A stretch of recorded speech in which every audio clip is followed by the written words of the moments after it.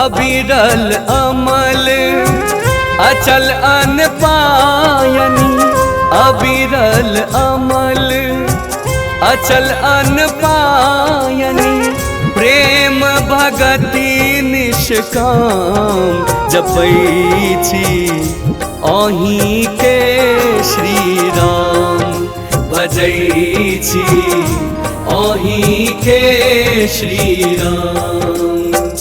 अविरल अमल अचल अन पायनी, प्रेम भगति निष्काम जपै छी अहीं के श्री राम, भजै छी अहीं के श्री राम।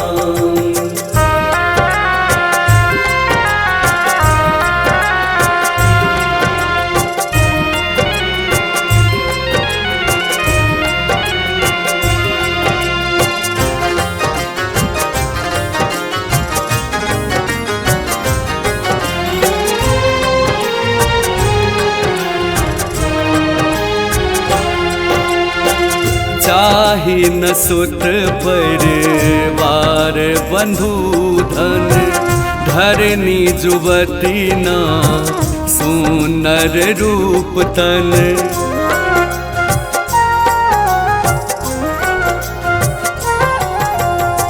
चाहे न सुत परिवार बंधु धन, धरनी जुवती ना सुंदर रूप तन।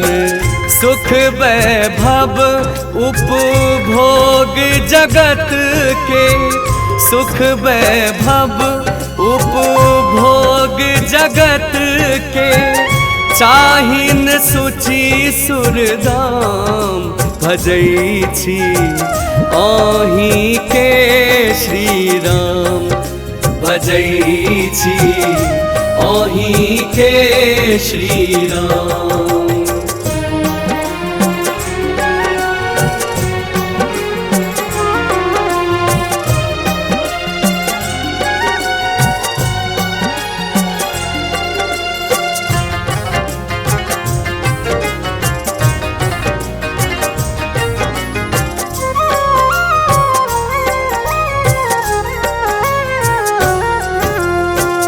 हरि गुण सुनत सुनावत हर क्षण, लागल रहे मन सेवा में सदीखन।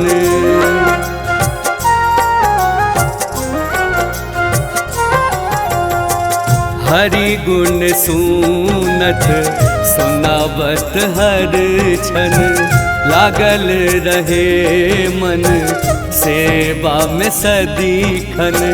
जीवन सहचर साधु संगति, जीवन सहचर साधु संगति, हो संतत अभिराम भजै छी अहीं के श्री राम, भजै छी अहीं के श्री राम।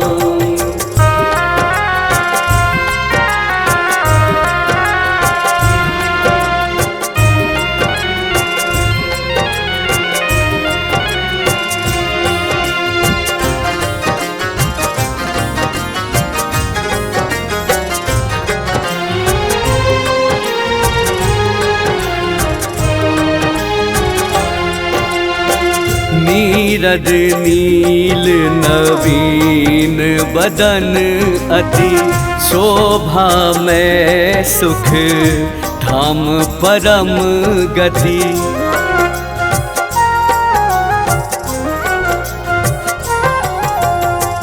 नीरद नील नवीन बदन अति, शोभा में सुख धाम परम गति।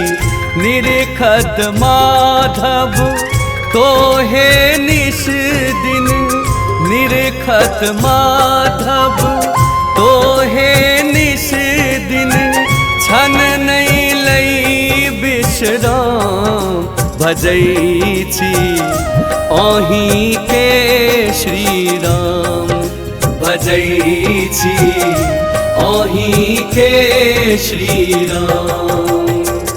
अविरल अमल अचल अनपायनी, प्रेम भगति निष्काम जपै छी अहीं के श्री राम, भजै छी अहीं के श्री राम, भजै छी अहीं के श्री राम।